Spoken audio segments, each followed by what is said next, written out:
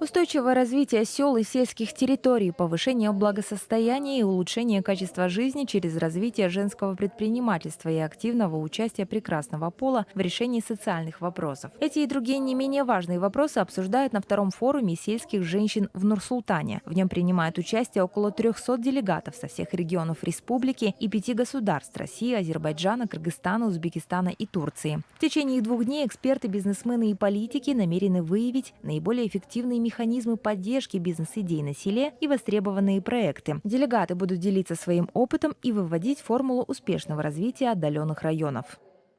У нас в Казахстане создано Аграрный союз женщин Казахстана, мы создали сельское движение. И цель нашего движения – это как раз прежде всего поднять статус сельских женщин. Среди наших делегатов есть крупные бизнес-структуры, возглавляемые женщинами, которые говорят об инновационных подходах, инновационных проектах в сельском хозяйстве. Такие форумы, они имеют огромное значение, считаю, и именно способствуют развитию и сельского хозяйства, и вкупе уже всей экономики наших стран. Именно организация мелких крестьянских хозяйств в плане, они занимаются садоводством, овощеводством, этого очень не хватает на селе.